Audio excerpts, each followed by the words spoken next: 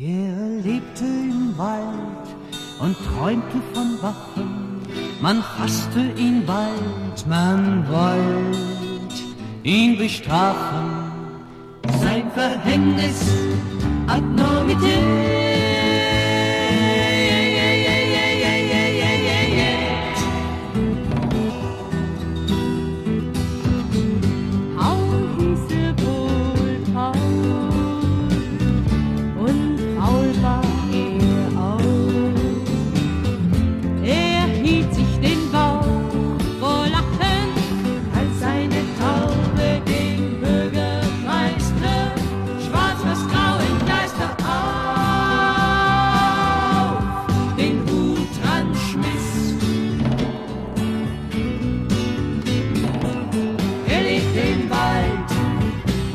Von Waffen, man fasst ihn bald, man wollte ihn bestrafen, sein Verhängnis Abnormität.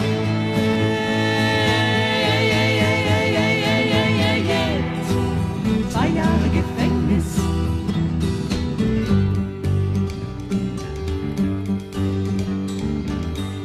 Paul hieße ja Paul, auch war er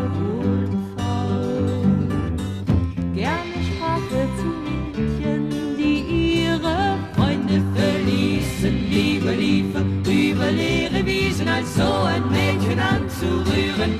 Paul, er ließ sich nie verführen.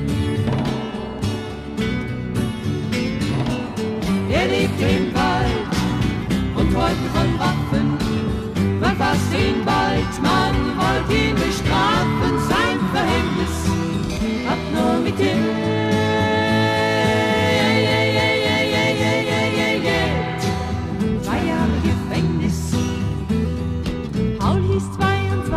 Jahre, 20 Jahre, Steinmetz-Gehilfe,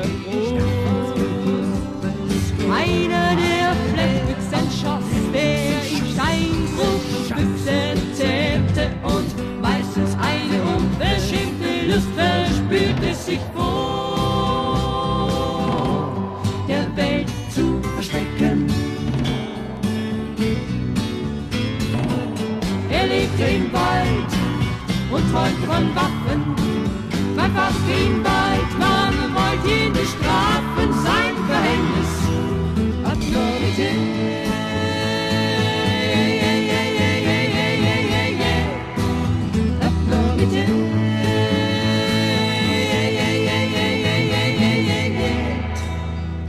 Für was anderes war es zu schwer.